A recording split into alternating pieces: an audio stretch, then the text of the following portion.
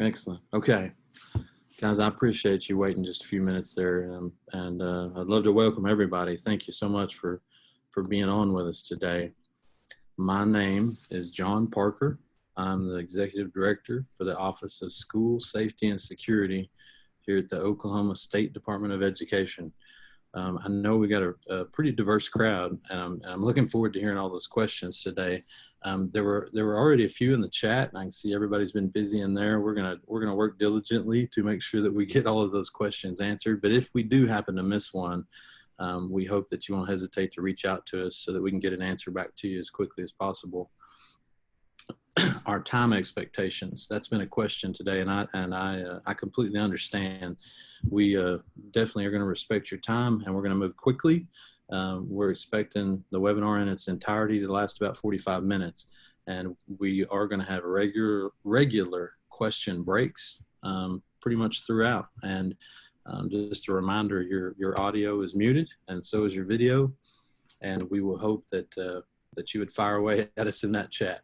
So without further ado, we want to start you off with an image that, if you're in the school business, I know is just near and dear to your heart.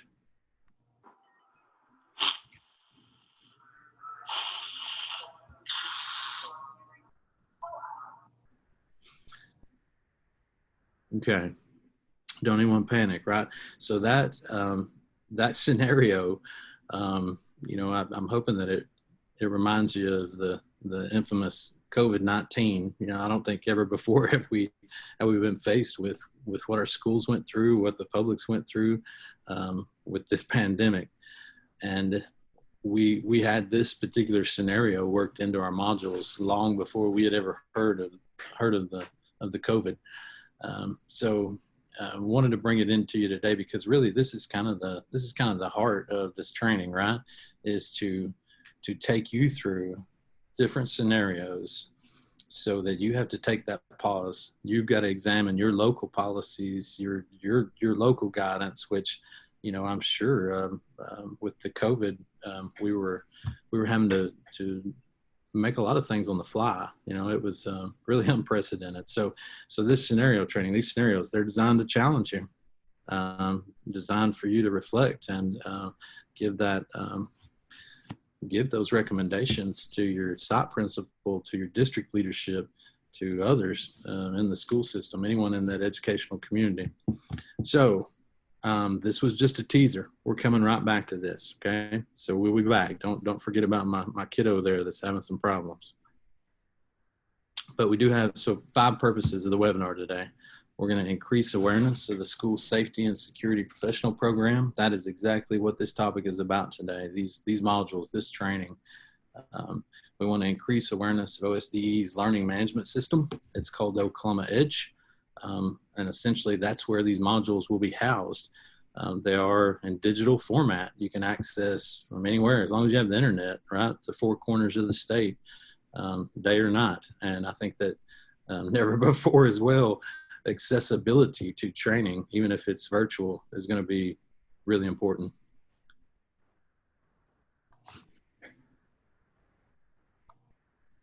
Jason, you still with me? Yeah.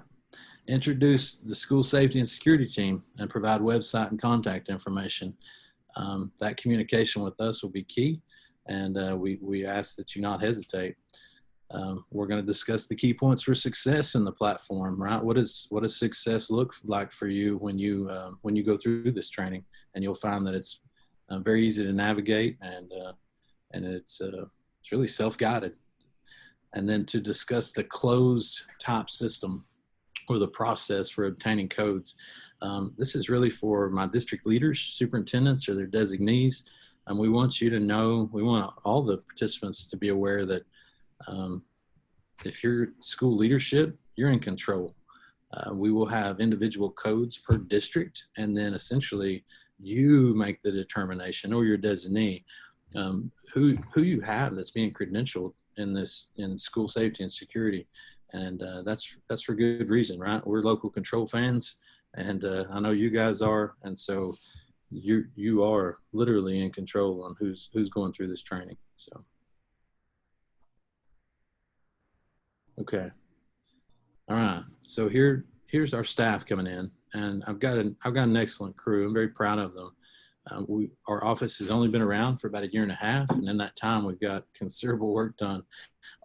We're all about the resources, so I want to stress that our goal, our mission, is to connect districts, especially those that may be underserved or have less access to resources, with just that, best practices and several other products and resources that Jason's going to expand on here in a little bit. So ladies first, right? Miss Cindy Swearingen, right in there. She's the Assistant Executive Director for us in the office, and she's really been instrumental with so much of the training aspect. Cindy comes to us. She's a past suit from a couple of districts. She's taught for years. She's taught for FEMA. She continues to teach for the RIMS Technical Assistance Center. And when it comes to professional learning opportunities, if you've got them, connect with Cindy. Miss Michael Ann Uten right below her.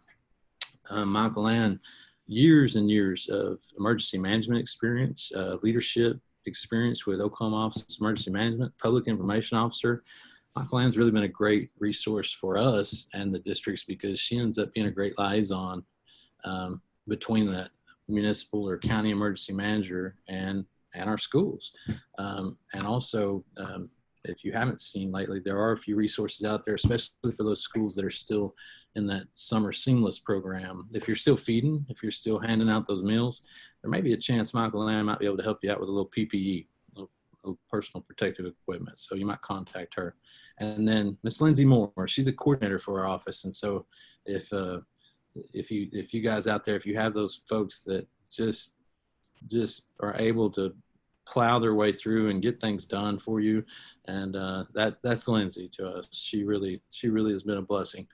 And then finally, a couple other hosts with us today, a couple of the speakers, Mr. Stephen Lynch, longtime coach, teacher, and Steve's also worked on a couple of FEMA grants and some other projects with Cindy, as a matter of fact. So we're really glad to have him.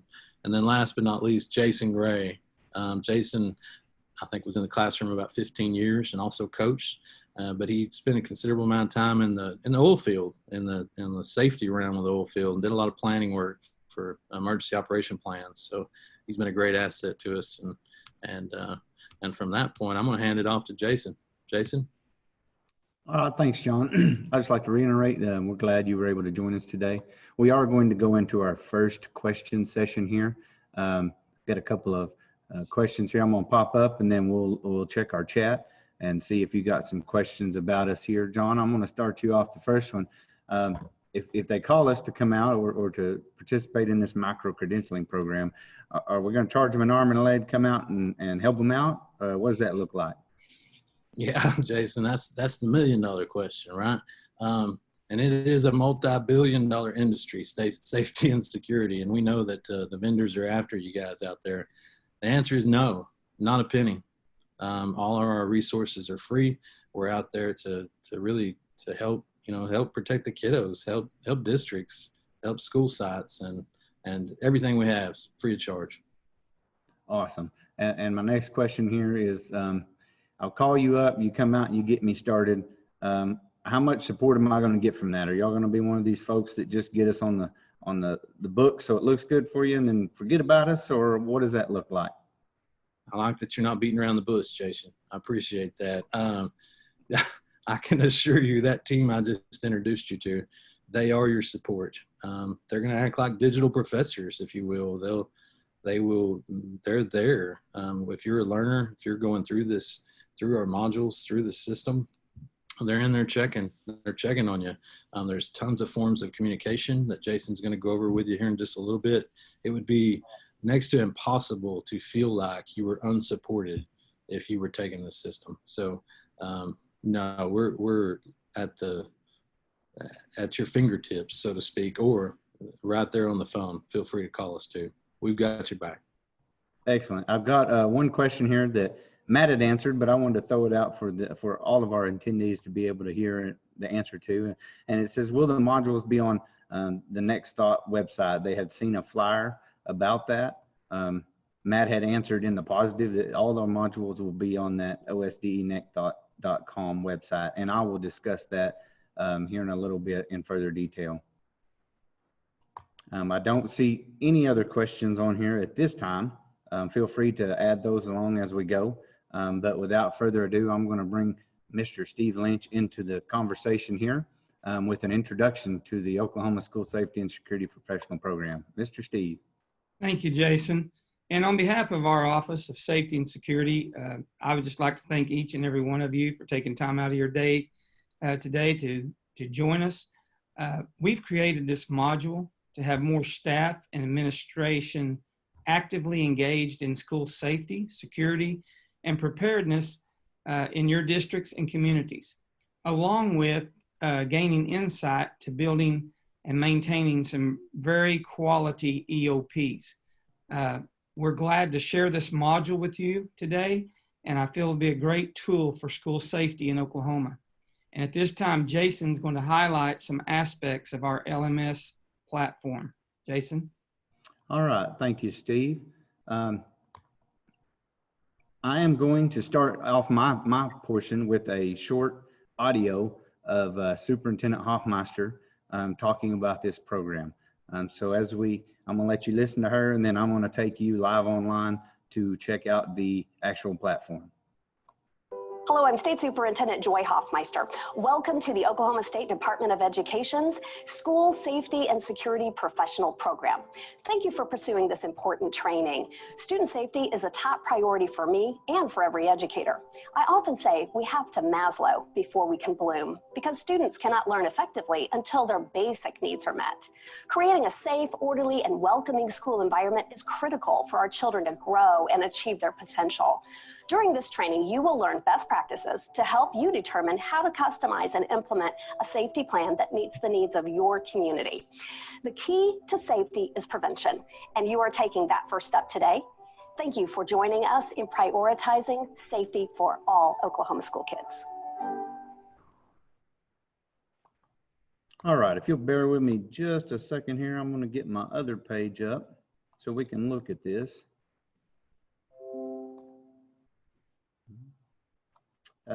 Panelists, if y'all can verify that you can see that web page there. Excellent. Yeah. Excellent. So this is where we'll go to log in. Once you have that information, I am going to real quickly take you down here to the Get Started page. If you click on that, this is where you're going to create your account. It's real simple. You give them your name, your email, a username, and your password, and then you're going to create your account. Once you create that account, those codes that John was talking about, you're going to add a module, and then boom, you're ready to go. Once you get your account created and you log in, I'm going to log in here right quick, hoping that my internet works well. You're going to see your module right here. And here's the ad I was talking about. That's where you're going to put that code once you get it. So you'll click on your module, and it's going to bring you up to what is essentially your home page. This is set up to be real familiar with any of our folks out there who happen to have social media experience. I think you're going to find a lot of the aspects of this very familiar and comfortable, but those folks who don't particularly like social media, you're going to find this very easy to navigate with lots of help along the way to get you through it as well. So I don't think it's going to be an issue for most folks.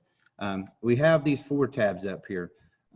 First tab out here is our content. This is the meat of our program. This is where you're going to start. This is where you're going to look at all your modules that you're going to go through to get through this course. And it's just a great place to start. It has lots of wonderful information. The next tab is the assignments tab. This is where you can see all the assignments within the modules, within the program itself. You can also click on the grades and performance and see your grades once your instructors have graded those items. There'll also be comments or feedback from your instructors that you can read there, get real easy access to it.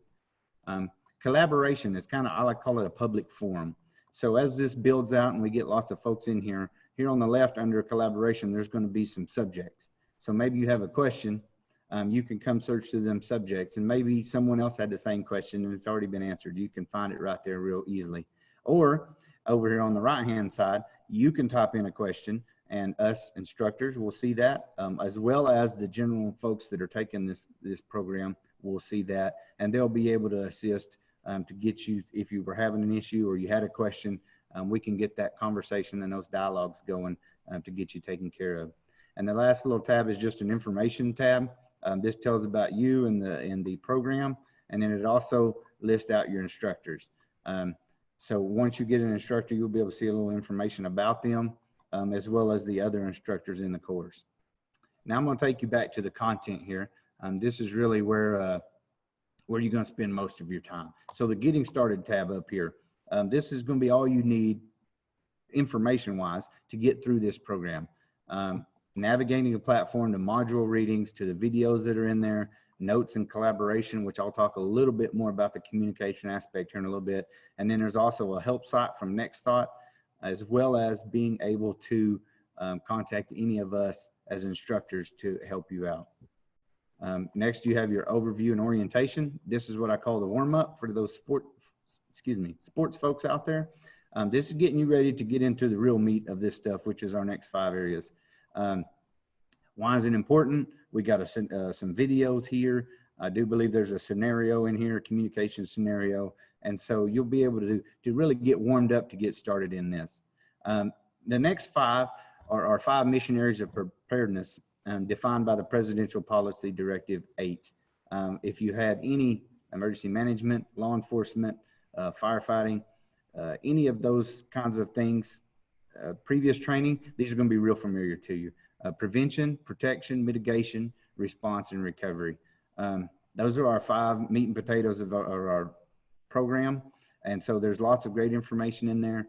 You're going to have reading assignments. You're going to have site assessment assignments. We're going to ask you within some of those assignments to use your school to answer some questions, to maybe do a site assessment of your school and get some feedback of maybe things that you're doing well, things you can improve upon, whatever the case may be. There's also scenarios, just lots of great stuff in there that's going to walk you through these areas and giving you lots of great information about them. ICS certification down here, we are going to ask you to take 4 of the FEMA ICS courses. Those are located online. You can take at your leisure. They are free. Within this module, you will learn about those courses, where they're at and how to get to them and how to complete them. Once you complete them, they're going to give you a certificate.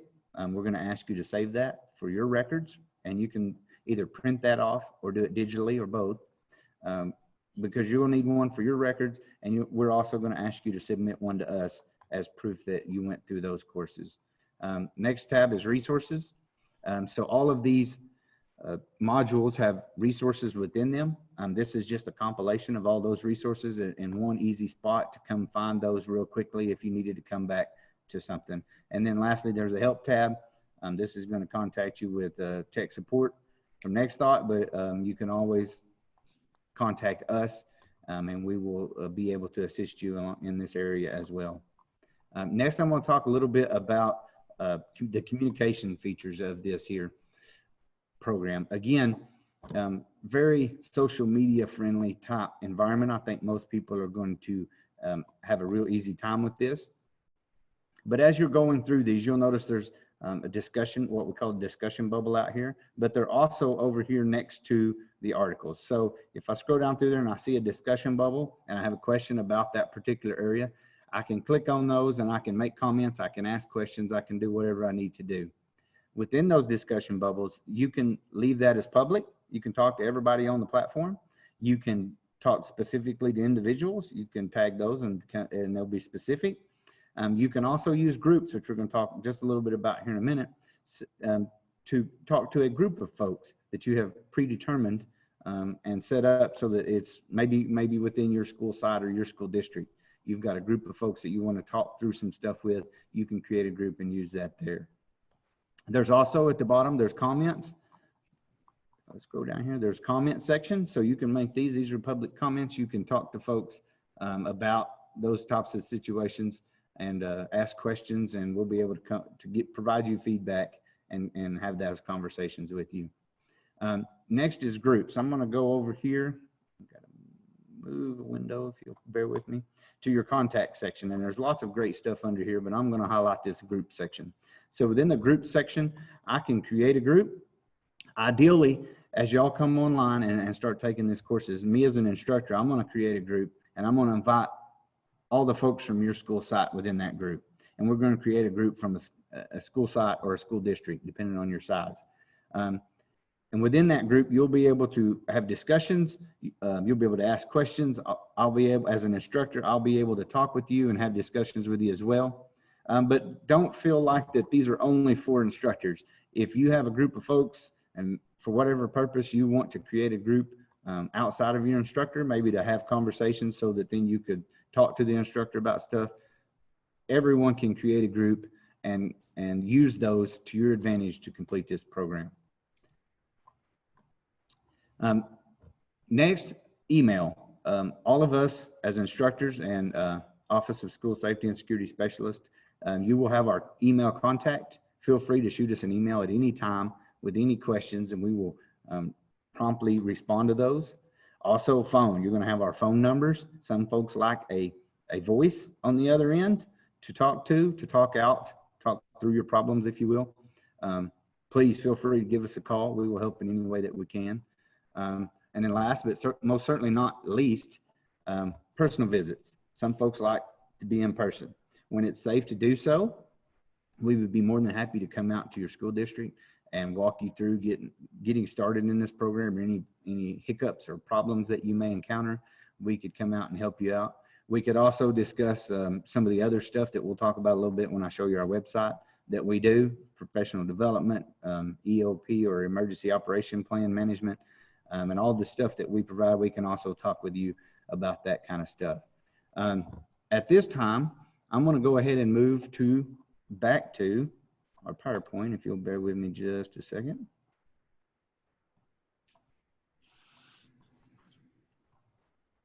And we're going to move to the chat section. Presenters, can y'all verify that we're back to?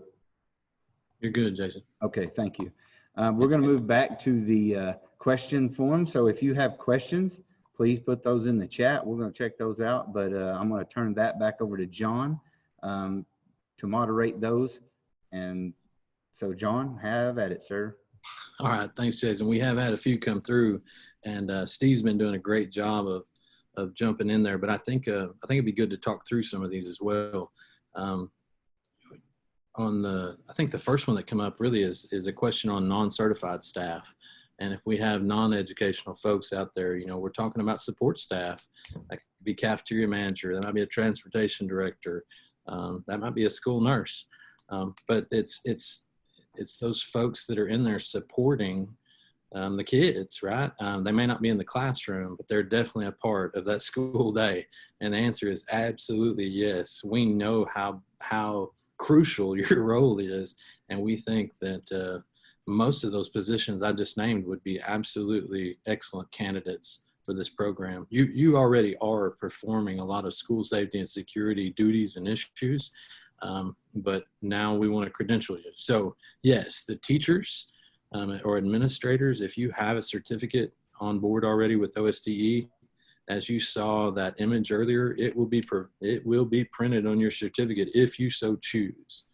And then for non-certified, there is a similar certificate, even from the OSDE, that will print to credential you as well. And then I'd recommend for non-certified to make sure you take that to your district level admin folks. They'll want to have that on file, and you'll want to let them know. So one other, if we have folks that have already taken some ICS courses, incident command courses, you would not need to repeat that. If you have that document or that certificate from FEMA, you would very easily be able to upload that into this system, into those modules for proof that you had taken that course.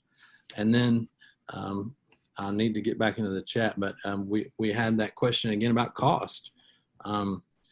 We are here to serve the kids of the state. I mean, just to put it simple, right? There are going to be times when there may be folks that are in our system. They may not be absolutely directly related to the educational community, but those will be on a case-by-case basis. Otherwise, this is a no cost to you to go through this, and my people are there to support you. Steve, please jump in if you've been watching that chat and let me catch up a little bit. Okay. Had one, we asked if the module was downloaded and ready to go, and just need to answer that or go back on that your superintendent or the district will have those codes, and you will have to, they will hand you that code in your district. So yeah, great job, Steve. To follow up on that, folks, the reason for that is, you know, that administrator, he or she really needs to know who's assessing their buildings, physical structure, and maybe even culture and climate, right? They need to be aware and know of those things. And they also need to know that you're taking a look at policy, that you may be taking a look at the existing emergency operation plan. And so that's why. And if you're interested and you're not district or site leader, have that conversation. Let them know what you saw. Let them know that you want to participate. And then it's as simple as one of us connecting and passing that code off to that person in charge. I hope that helps. Let me take a quick look here. So that redemption code, where could you find that? And that's where that'll have to be generated from one of us. So you can very easily create that account like Jason showed you to access the learning management system, and you'll see other modules in there from child nutrition to school support to special ed, you name it. But for ours, and that's why we called it a closed system, you would have to connect with us. We would need that verification that you have communicated with your superintendent or designee or school site principal, and then we'll pass that code off to them. And then that way they keep control of who's taking the training for their school. John had another one come in is the course time sensitive? Is there a certain date the training and assignments need to be completed by? That's a question we're asked sometimes. You want to take that? Yeah, great question. So yes and no. This is something that you can definitely walk away from. I think Jason may hit on that a little bit. So think of it more like a college course, a quick and fast college course. Ideally, you would want to get that done in a semester, but I would suggest not to go over the school year. So there will be a refresher once you do complete it. We're looking at a 3-year expiration date, and that refresher will be significantly shorter than what this credentialing process will be. But in this world of school safety and security, best practices change, data changes. And so you can't take too long or we would never be able to really get you the credential and then make sure you still stayed up to snuff on best practices. I hope that helped. Okay. All right, Jason, for time's sake, I'm going to take some notes and I'm going to come back to some of these questions that we didn't get on this round. Will you please keep us moving forward? Yes, sir. Now we're going to move, I'm going to give it back to Steve, and he's going to discuss the advantages of completing the training. So Steve, take it away. Hey, thank you again, Jason. Some of the advantages of completing this training are that this program will give you knowledge to prepare you to be an asset to your school safety planning committee, your safe school committees, and your administration team. And our focus, or with a focus, and it's our main focus, is to help you be prepared and not be scared. As school safety specialists, we have tools to assist your school and committees with building and implementing high quality emergency operation plans, or EOPs for short. We've been out there several times already to several of you that are on board today. And you've got a copy of that, what we feel is an excellent EOP for your school systems. And through all the training and all, that's what we want to get to, is each of you to have that high quality EOP in hand. Also, for enacting good procedures and performing drill exercises that'll be useful and beneficial to all of you. Remember, we are a resource and we offer free staff development in several areas of safety. There's a list on our website of different ones we can come out, and you give us a call and we'll do our best to be there just as soon as you can plug us in. So we're very proud of this module for safety, and that we've worked on, and excited about it, and hope you are too. And I'll now turn it back over to Jason and how to become a part of this program. Excellent. Thank you, Steve. Here's our website. I'm going to go ahead and throw our team back up here as well. I'm going to give you just a few minutes while I talk here to, if maybe you want to snap a picture of that or take a screenshot. But be aware that on that website, all of our information is there 24 hours a day, 7 days a week. Go get it, reach out to us with anything we can help you with. John really covered the closed system. Within that, we want our schools to have access to this, but maybe not post that on Facebook type situation. We're all about our superintendents having that local control, and like John said, understanding who's doing what at their school. So those codes will go to the superintendent or their designee. Once they contact us, we have all of those numbers, those codes on a spreadsheet that will that is individual to each school. So each school will have their own code. If you don't know, EOP is Emergency Operation Plan. Sorry, that just popped up on the chat and grabbed my attention. I do want to reiterate before I go to this website that we're going to be here throughout this entire process. So please, if you don't like technology or computers or the internet or any of that stuff, or you just refuse to do it, please don't let that be a holdup for getting on and getting this done. We will be here to help you. Next Thought is super awesome about assisting as well. So we believe it's a really simple, easy system. Like I said, if you have any social media experience at all, it's going to be a great system, easy system for you to learn. But if you don't, we also believe that it's going to be an easy system to get on and get through and get a lot of really great information and training out of. So if you'll bear with me just a second, I'm going to switch over to the website. Panelists, if you can confirm that y'all can see that. Steve says we're good. So I'm going to start at the State Department of Education's website. So if you go to sde.ok.gov, we're real easy to find. You go to services, you scroll down just a little bit, and we're on school safety and security. Once you get here, feel free to bookmark that site so you can come back to us quickly. There's lots of great information on here, but I'm really going to show you our buttons down here. This is the meat of what we do. As we've discussed just a little bit, we've got a list of professional development topics here that we'd be more than happy to come out and present to any of our schools. If you have a topic you would like discussed that's not on here, please reach out to us. We'll find those folks who can present that in an expert manner. But we're here today for the micro-credential. So we've got a button on here that you can click. It's going to have great information about that micro-credential program. All of our contact information if you have more questions than what's on here. And everything you would want will be here.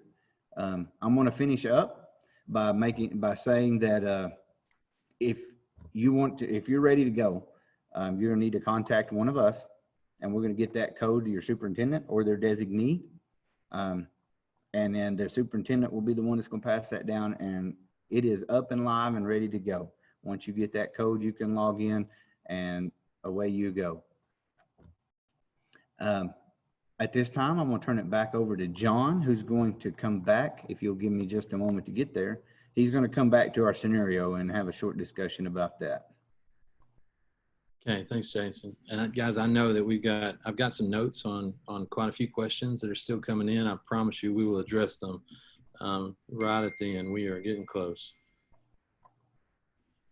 Okay, but I had to bring you back from that teaser, right? So here comes that scenario. All right, and if you're an old teacher like me, you're not going to be able to resist giving the correct answer. So I'm encouraging you to throw that into the chat. Due to a shortage and the ineffectiveness of the flu vaccine this year, The probability of illness and death, particularly in children and the elderly, was predicted to be epidemic. In fact, many schools have experienced outbreaks, and the pandemic has now reached your school. So, which would you choose? While implementing mitigation at your school, how should you keep yourself apprised of additional influenza threats?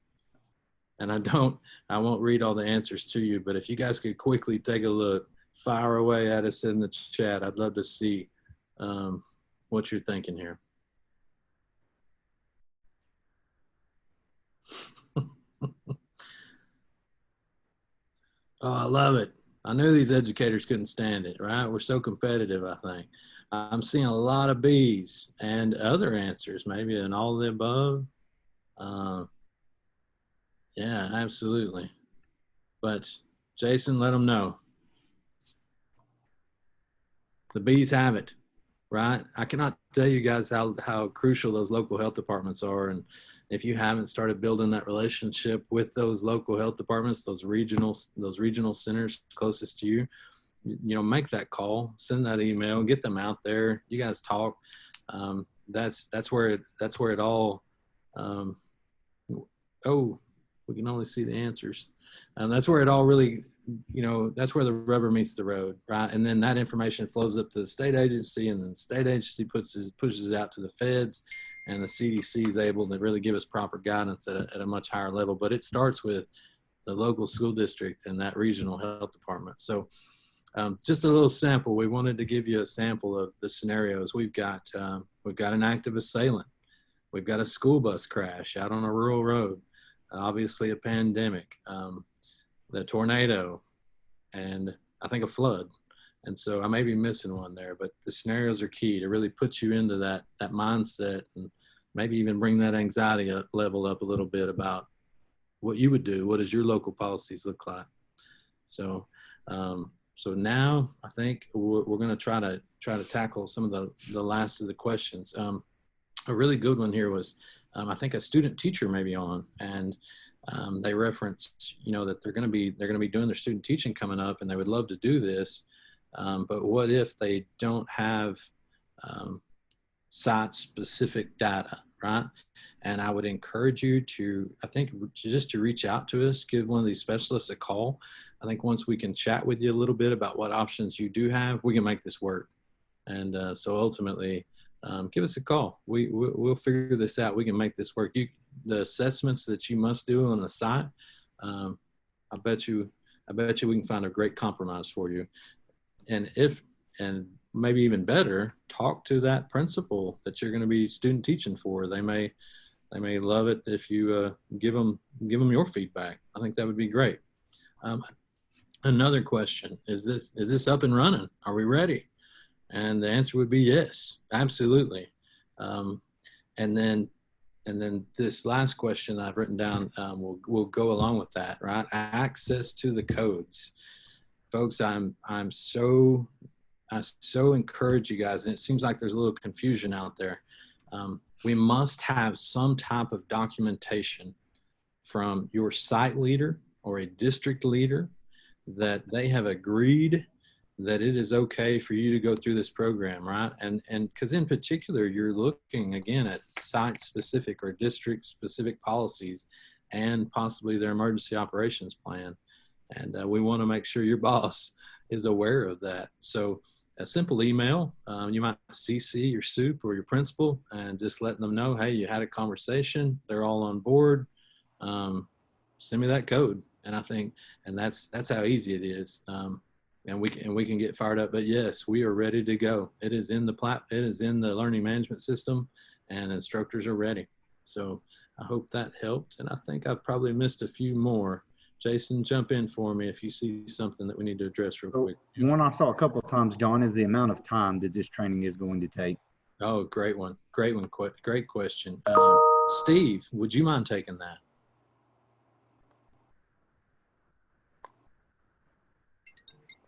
Take your mute off, please, Steve. I was answering another one. I'm sorry. I was texting, writing in chat. Which one would you like for me to take? Steve, how long, if you had to say, if you had to advise a learner on how long this might take, what would you tell them? Anywhere from 18 to about 20 hours of your time, give or take an hour or so, just and depending if you already have your some of your ICS classes and certificates, that would probably cut down considerably 3 or 4 hours, there. So I would say in an 18 to 20 hour span, you could complete it. Excellent. Yes, sir. And I think that should wrap it up. I'm sorry, I had a principal that's a head of school safety committee. Can he request the code in lieu of the superintendent, or does it still have to go to the superintendent? No, I think, by law, I love that came up. By law, the school safety committee is actually, they're charged under law with bringing recommendations to the school site principal. And so I know that a principal is in good communication, we always hope, with their soup anyway. And so I think that would totally suffice. Absolutely. But if that principal could definitely recommend somebody, and as a matter of fact, that's a great idea, right? Having that champion or that leader that has had this training on your school safety committee, they're going to be able to really bring you some really great recommendations and just really some great advice. And I know that that'll flow up eventually to the soup and maybe even to the board as those start coming through. And they're asking, should the superintendent email the code? Like they need to request the code, each superintendent, is that correct? Yeah, or they could just CC one of us or have the soup or the principal CC letting us know that we're all in agreement. They had a conversation with that soup or that principal and that they're on board. And we can definitely fire that code back at you and you guys would be off to the races. But like Jason said, we know that once those codes go out, that we could have, you could share, right? There would be nothing stopping you, but we would just really strongly encourage you not to do that. Your codes are going to be district specific. And so that's how we organize this training. That's how we organize ourselves is each code. So each learner that comes in by that redemption code, you'll be tied to that particular district. And I think that's important for us to be able to know where you're at and how you're doing. But having said that, once you're credentialed, it's good for 3 years. And if you guys move to another district, you still carry that credential with you. Okay. Okay. One code per district. Yes. Okay. So will there be one code per district? That's correct. And then if you guys will recall in the, Jason kind of went over a device called groups. And that will be the best way to organize within that district. So let's say we have a medium-sized district to large, still just one code for all your folks, for all your individuals. And then you may have 30 individuals that are going through this training, but then we can break those down by grouping them. And each school site could have a different group within that one code. So ultimately they're going through together as a cohort per site. But yes, one code per district. And then a question, can you look at our current EOP and see what we need to add? Absolutely. Just please email us. Grab a hold of one of those specialists you saw earlier or go to the webpage and they will get some dates with you and come out. I can assure you. Okay. So I'm not seeing any others right now. And guys, I apologize if I did happen to miss your question or if you don't feel like it got addressed. Again, don't hesitate. Give us a call, shoot us an email. We would be more than happy to talk to you about any of this, but we're looking forward to working with a lot of you. This will be a really good program and a first for Oklahoma and really a first for the nation. So I am going to sign us off. Thank you all for being here and we'll see you again soon.